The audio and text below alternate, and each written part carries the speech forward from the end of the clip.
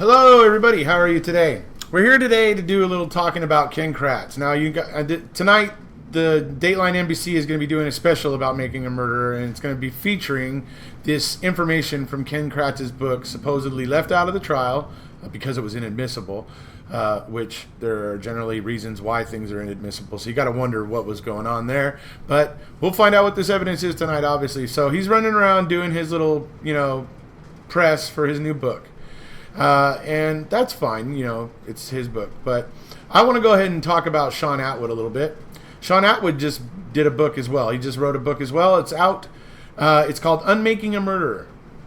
And it basically is like a play-by-play handbook for the dirty prosecutor or the dirty investigator. It just basically goes through step by step, all the way back to Stevens' 1985 case with Vogel and what he did as a prosecutor. And, play by play, exactly how you go about framing a man and sending him to prison. It's worth a read. It's really, really good. So this is it right here. Give it a look. Unmaking a Murderer. Very, very good book. It's very good. So check it out. It's, if you're going to be interviewing Kratz, you may as well know what's going on and be able to have an informed opinion before you decide to back him up. Because that's why I'm here today, is to talk to some of these talk show hosts and radio show hosts and people that Ken Kratz is going to be going around and talking to right now and peddling his book to, is that you got to be careful with this guy. You've got to be really careful with this guy. And the reason why I say that is number one, because he's a liar. He's a proven liar, and I'm going to show you documents here, official documents that prove he's a liar.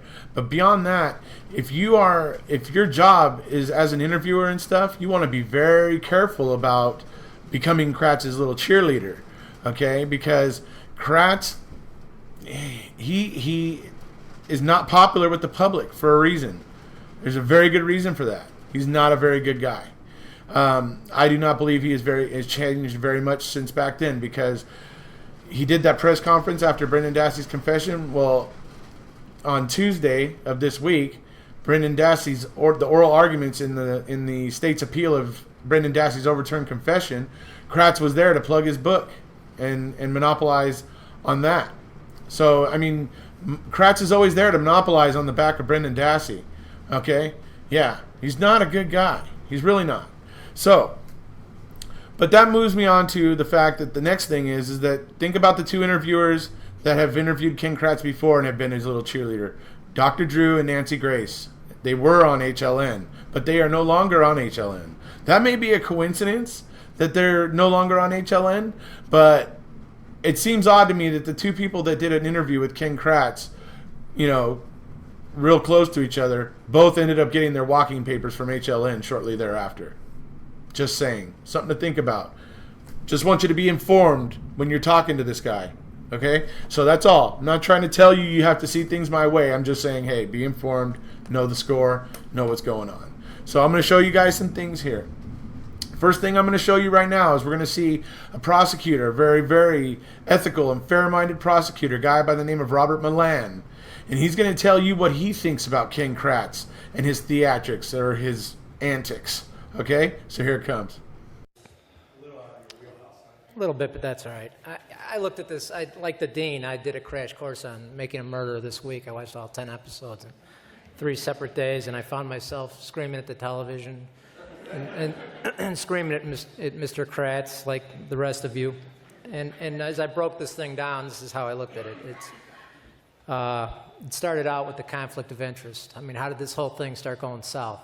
That they were wise enough to call in a special prosecutor, a moronic special prosecutor, but they brought in a special prosecutor, but they weren't wise enough to keep the original cops out of this.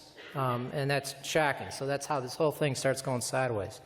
Followed by Kratz's press conference regarding Mr. Dassey's confession, which was outrageous. Followed by the fact that Kratz commits a huge discovery violation by questioning Bobby Dassey during the trial about a statement that the defense attorney's never heard about before, followed by the defense attorney for Brendan Kaczynski absolutely selling him out with the investigator, followed by a series of rulings by the judge that were outrageous. One, no gag order. I mean, why prosecutors and defense attorneys are stepping up to cameras after every day of trial is beyond me. And then followed by what I already mentioned, which was zero corroboration to substantiate the confession. Okay, so that was a clip from a YouTube video basically made by the state of, by Western University, featuring Stephen Drizzen and Laura Nyrider, and obviously also Robert Milan. And what it is it's a YouTube video called Brendan Dassey, A True Story of a False Confession. It's a very good video. I'm going to leave the link for it down below in the info below this video. So if you would like, you could go and check out the entire video if you'd like. So just so you know that. But the Bobby Dassey testimony that he's talking about in that clip, that that has always bothered me too, because Kratz tried to bring that testimony in, or that evidence in, through Bobby Dassey. Now, the actual conversation that took place was actually between Stephen and somebody, one of Bobby's friends. One of Bobby's friends was making a joke in poor taste, but the problem became about when this conversation occurred and this joke happened. Because if this joke had happened before Teresa went missing, then it would have been like very incriminating towards Stephen. But in fact, it didn't happen that way. It happened after Teresa was reported missing, and after it had been, being reported in the news and in the media, and pretty much, everybody in that area knew about it. So the fact that Kratz tried to bring this testimony in through Bobby Dassey, who was only kind of in the room but across the room, not really right there where he was part of the conversation. So I don't know how well he heard what was going on anyways, but the fact of the matter is the conversation did not take place when Kratz tried to assert that it did. That was more theatrics by Ken Kratz. So that's what he's referring to. So we're going to go ahead and move on. That's basically what this is Kratz. This is how he is wired. This is how he is. He can't help himself. He just can't. I'm going to go ahead now, and we're going to go ahead and show you how Kratz used more lies and theatrics to go ahead and get Judge Willis to agree to do the unreliable EDTA testing. And it's been proven unreliable, that if you don't have the limits set right with these tests and stuff like that, you never know. You don't know if you're getting a false positive or negative or whatever, because you have to have very, very defined limits. And that was introduced at trial as well, that the testing is suspect. But the fact is, it only had been used one other time, and that was at OJ's trial. And most people had basically thought it was not a good way, not a reliable test. So that's all I'm saying. It was unreliable. But you'll see here the lies and theatrics that Ken Kratz uses to get Judge Willis to agree to it. So here it comes.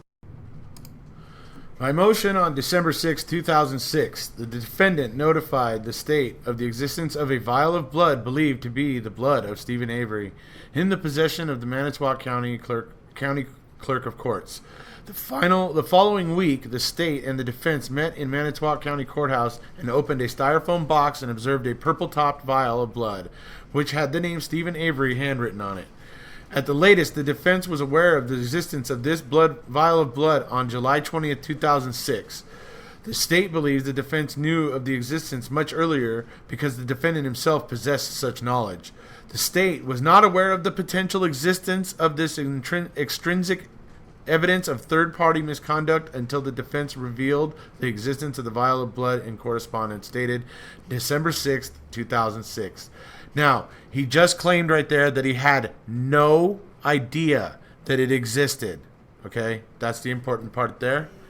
And now we'll move to the next bit. Okay, so here we have an email from Ken Kratz to Sherry Culhane. She's the lab tech over at the Wisconsin Department of, the crime lab there in Wisconsin. He's sending her this email. Now, two things I want to point out. Number one, down at the very, very bottom there, you see where he says, Mark Wiegert is checking on the 1985 Manitowoc blood sample taken to make sure what it is. So you tested the sample back then? How bizarre is that? Were you also the analyst that got him out of prison in 2003? So that's right there proves that he lied. He knew about this blood vial on February 7th. You look up there at the top, February 7th, 2006. 11 months before he claimed he knew about it. He knew about it. And there it is. Proof. Okay, so now, are you still not convinced that you should be careful with this guy? Okay, well, then here we go. Here's a little more for you to think about. Here is another lie told by Ken Kratz. At trial, he put a picture up on the Elmo for the jury and everybody to see. It was a sure of the back of the RAV4, and the picture had some what were obviously, or what were described as blood splotches or whatever. Well, those splotches are not there in the picture taken by Pam Stern, by the way. But some people say, okay, no, they just had the luminol on it. Okay, fine, they had luminol on it. So now they had this blood sample. Well, in this picture, Ken Kratz had an arrow pointing to the blood, and up at where the arrow begins, it said Stephen Avery's blood. Guess what? It wasn't Stephen Avery's blood. That was a lie. Okay, I'm going to show you here. Jerry Buting calls attention to it actually at trial. He actually addresses it in his closing argument. He really just nails it too. It's funny. So I'm going to show you here the lab reports that show the collection of it, that show the results of the testing of it, and then part of Jerry Buting's closing argument, so that you can see this is the way Kratz operates. This is him. Theatrics and misdirection. It's all he's got. It's all he ever had with this case. That's why it looks so strange. You're sitting there saying that if you want to sit there and say that Making a Murderer was editing stuff, well, okay, fine. State of Wisconsin, make your own documentary that paints you in a positive light. Let's see how successful it is. Let's see if it's even watchable. It might be watchable as like a laugh, like a comedy. I don't know. We'll have to see. Make it. I'll watch it. But anyways, here is basically the proof of that, so you can see. Once again, Ken Kratz, the liar. Okay, so here if you look, right where it says item A23 there, that is the swabbing from the rear exterior door handle that I was talking about. Okay, so it's item A23. That's just, I have to show you this because in order to see the result part, you need to know that it was A23. So that's that. Okay, so here you see, if you look right, the second paragraph, it says, in addition to human DNA isolation, they performed on these items, A23. Then you look at partial DNA profiles were obtained from items A23 and DD1. Due to the limited genetic information, these profiles are insufficient for interpretation. So that basically means those profiles did not get defined to anybody or anything. And Kratz claiming that it was Stevens was ridiculous.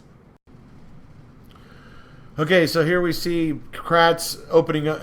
The Judge Willis is putting down an objection by Kratz. He's overruling it, and then moves into Jerry Buting continuing with his closing argument. So while we're at it, while we're here talking about candor with the jury, I don't know if you recall, but I do. In the opening statements, these nice PowerPoint presentations that Mr. Kratz had prepared, one of them he puts up there in his opening statement, and he shows this tailgate.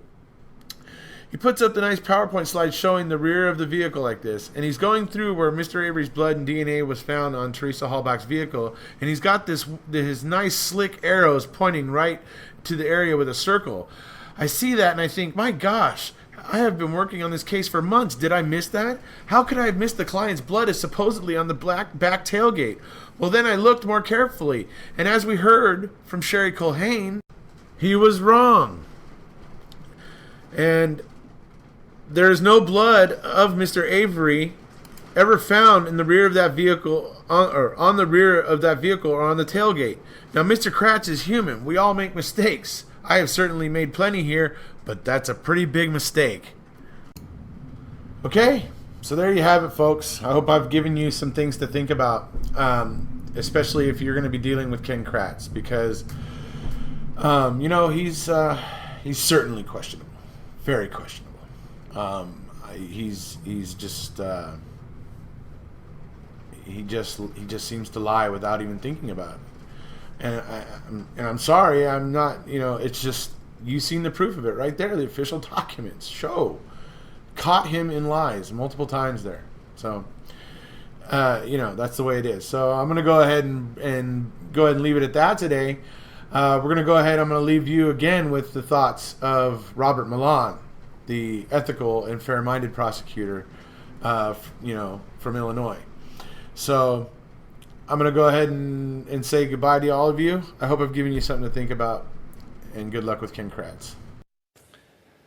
Mr. Marling, from the prosecutor's perspective, does the lack of corroboration in Brendan's confession in the form of evidence or otherwise give you pause or concern? Yeah, from a prosecutor's perspective, Dr. Kavanaugh and Laura and others can talk about, the child's psychological issues and the demeanor, as Laura pointed out, and those things that others look at. But from a prosecutor, the way I looked at a case was corroboration. And to me, and I've taught this over and over again, but a confession is absolutely worthless unless you can corroborate it. I'll say it again. A confession is absolutely worthless unless it can be corroborated. And if you look at the Brendan Dassey case, there is zero corroboration to back up that very, very weak confession he gave. The evidence that would have been left at that scene could not have been cleaned up by the sharpest individual, let alone Avery and Dassey. There is no way they could have cleaned up all that blood. There is no way that there wouldn't have been marks left from shackles on the bed and everything else. There's no way that young woman's hair wouldn't have been found in that trailer, or semen on the sheets or the bedding. Not a chance that those things wouldn't have been found. And the fact that there is zero physical evidence to corroborate a very, very weak and ridiculous confession taken by that young man should be enough for the Wisconsin prosecutors and the Wisconsin police to walk away from that case.